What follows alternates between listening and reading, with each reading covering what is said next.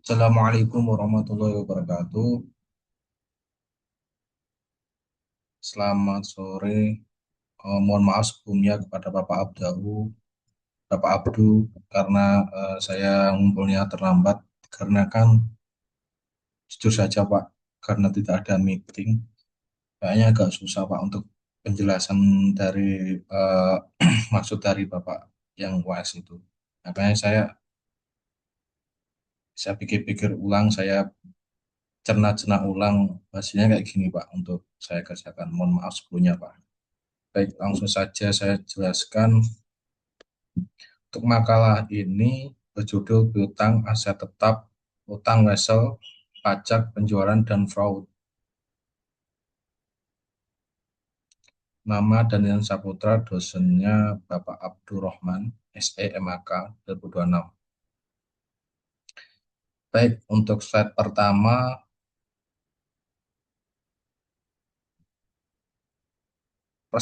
presentasi ini membahas beberapa topik penting dalam pengantar akuntansi 2, yaitu piutang, aset tetap, utang wesel, pajak penjualan, dan fraud. Kelima topik ini sangat relevan karena sering muncul dalam catatan transaksi perusahaan dan berpengaruh langsung terhadap laporan keuangan.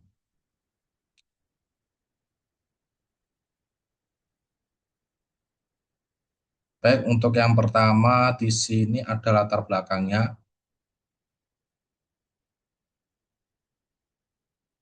Latar belakang di sini akuntansi mencatat, mengklasifikasikan, meringkas, dan menjadikan transaksi keuangan. Informasi tersebut mendukung keputusan manajemen dan pihak eksternal. Untuk yang rumusan masalah ini ada beberapa untuk penjelasan lebih lengkapnya, bagaimana konsep dan pencatatan piutang, aset tetap, utang wesel, pajak penjualan, serta resiko fraud ditetapkan secara tepat.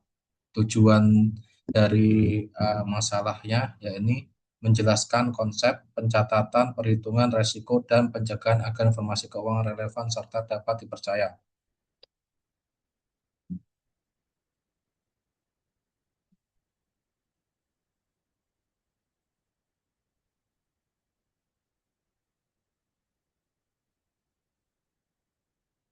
Baik, untuk slide selanjutnya,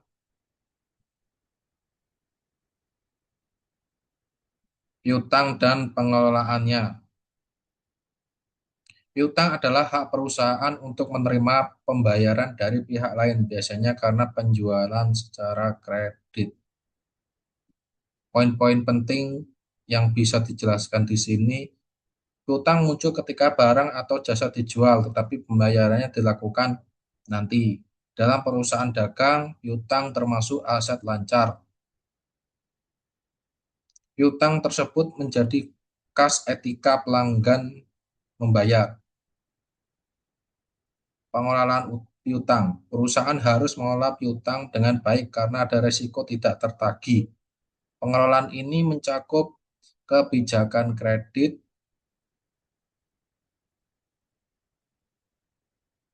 penilaian kemampuan pelanggan, pemantauan umur piutang, penagihan, dan pengakuan kerugian piutang.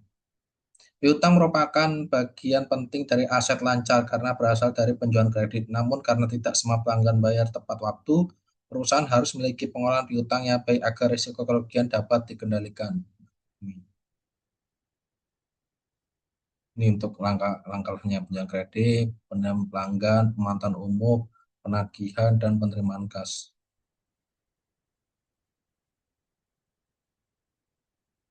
Untuk slide keempat, cadangan kerugian piutang. Tidak semua piutang dapat ditagih, sehingga perusahaan perlu membentuk cadangan kerugian piutang.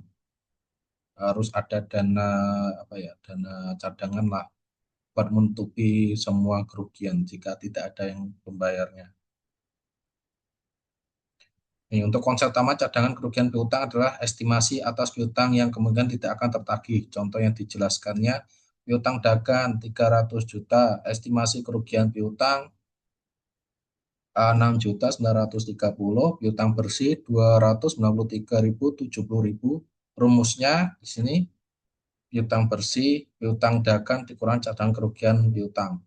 Mulai cadangan kerugian piutang, perusahaan tidak menampilkan piutang secara berlebihan. Yang dijanjikan adalah jumlah yang benar-benar diharapkan dapat ditagih, sehingga laporan keuangan menjadi lebih realistis.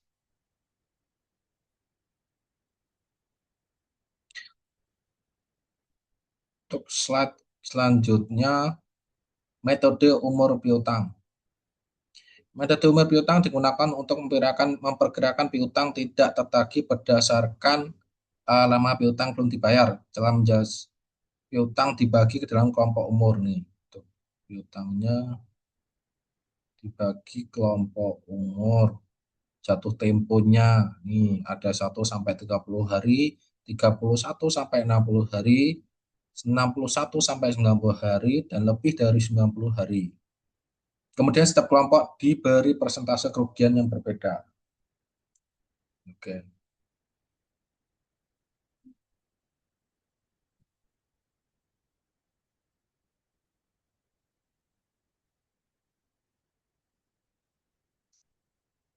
Untuk contoh perhitungan, misal jatuh tempo 1.680.000 dikali 1%. Jadi sama dengan 168 juta dikali 1% sama dengan 1.680. Nih.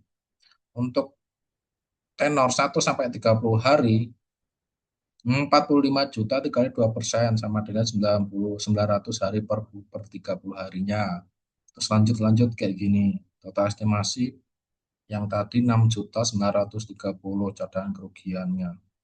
Bukti total dari semua ini. Lanjut. Untuk set selanjutnya aset tetap dan harga perolehannya.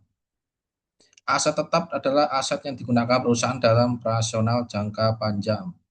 Contoh aset tetap, semisal tanah, bangunan, kendaraan, mesin, peralatan, perabot kantor, dan lain-lain.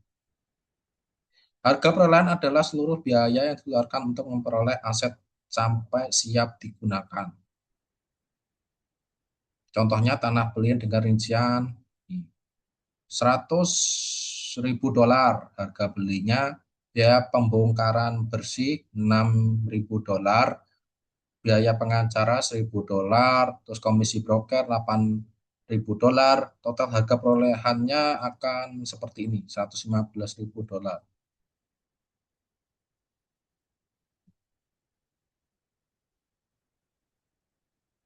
Aset tetap ini tidak hanya dicatat berdasarkan harga beli, tetapi juga termasuk biaya biaya lain yang membuat aset tersebut siap digunakan. Oleh karena itu, penentuan harga perolehan harus dilakukan secara tepat.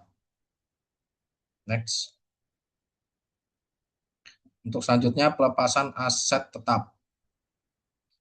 Pelepasan aset tetap terjadi ketika aset dijual, dibuang, atau tidak lagi digunakan. Untuk menentukan untung atau rugi pelepasan aset, perusahaan harus menghitung nilai buku. Untuk rumusnya bisa kita lihat di sini ya. Nilai buku sama dengan harga perolehan dikurang akumulasi penyusutan. Harga peroleh, misal nih, langsung saja kita jawab. Harga perolehan peralatan untuk pertanyaannya dulu ya. Harga peralatan di sini 18.000 dolar, akumulasi penyusutan 14.000 dolar, untuk nilai buku atau ruginya 4.000 dolar. Jika dibuang tanpa nilai sisa, maka perusahaan ruginya nih 4.000 dolar dikurang. Jadi rumus ini harga perolehan, akumulasi penyusutan, merugi perusahaan. Ketika aset tetap dilepaskan, perusahaan harus membandingkan nilai buku dengan hasil penjualan. Jika hasil penjualan lebih kecil, daripada nilai buku, maka timbul kerugian, dan sebaliknya jika lebih besar maka timbul keuntungan. Untuk slide selanjutnya, utang wesel dan beban bunganya. Utang wesel ini adalah kewajiban tertulis yang harus dibayar perusahaan pada waktu tertentu. Untuk unsur-unsur utang wesel ini, jumlah pokok pinjaman, tingkat bunga, jangka waktu pembayaran. Untuk contohnya, perusahaan meminjam misal 100 dolar, 100.000 dolar dengan bunga 12% per tahun, dan pada saat menerima pinjaman, debit cashnya ini $100.000, credit notes payable $100.000, beban bunga, bunga setahunnya itu $12.000, bunga per bulannya $1.000, selama 4 bulan jadinya $4.000. Utang wesel bukan hanya menciptakan kewajiban pokok, tetapi juga beban bunga yang harus diakui. Sesuai periode terjadinya ini penting agar laporan keuangan mencerminkan kewajiban secara tepat. Oke, next. Pajak penjualan. Pajak penjualan adalah pajak yang dipungut dari pelanggan atas transaksi penjualan barang atau jasa. Tidak semua uang yang diterima dari pelanggan merupakan pendapatan perusahaan, karena sebagian adalah pajak yang disetor. Misalnya ini dapatnya segini, jadi ini bukan bersihnya ya, bersihnya itu segini, $10.000, kemudian menyetorkan pajaknya ini $600.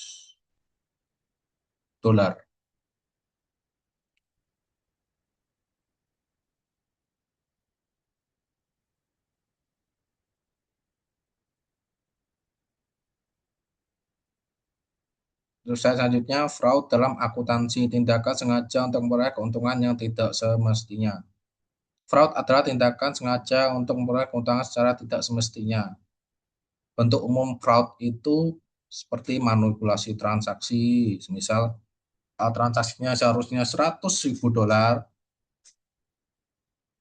dia mengkorupsinya atau manipulasinya dengan melebih-lebihkan, misal $100 juta, memasukkan dokumen, penggelapan aset, manipulasi laporan keuangan, penyalahgunaan wewenang. Dampak fraud itu sendiri ya ini tentu merugikan perusahaan, menurunkan kepercayaan pengguna laporan keuangan, menimbulkan resiko umum, nih,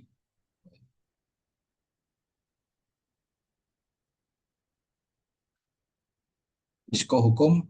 Nih. Fraud adalah salah satu ancaman serius dalam akuntansi karena dapat menyebabkan laporan keuangan menjadi tidak andal dan menyesatkan pihak yang menggunakannya. Untuk yang selanjutnya, bentuk fraud dan pencegahannya. Bentuk fraudnya yang pertama, fraud pada piutang. Cadangan tahu rendah agar laba tampak tinggi, piutang yang masih bisa ditagih dihapus.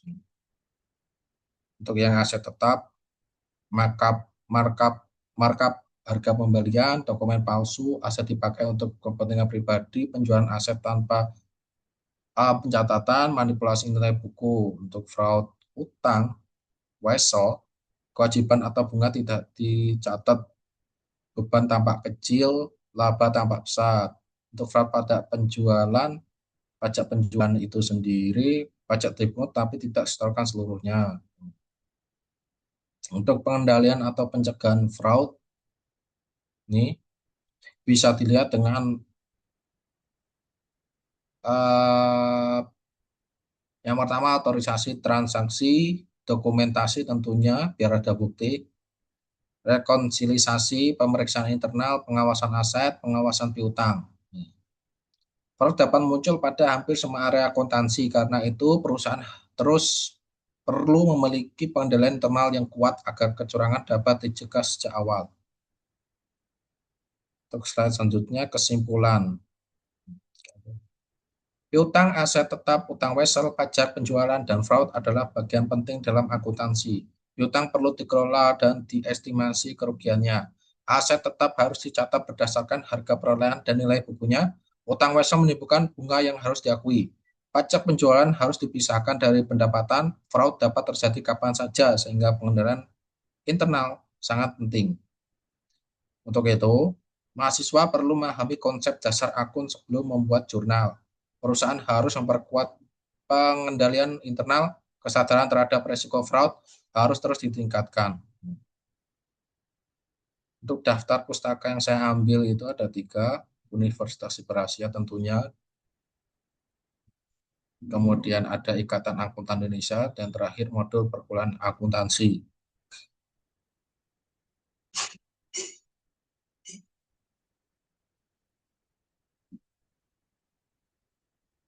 Baik, sekian materi yang bisa saya jelaskan.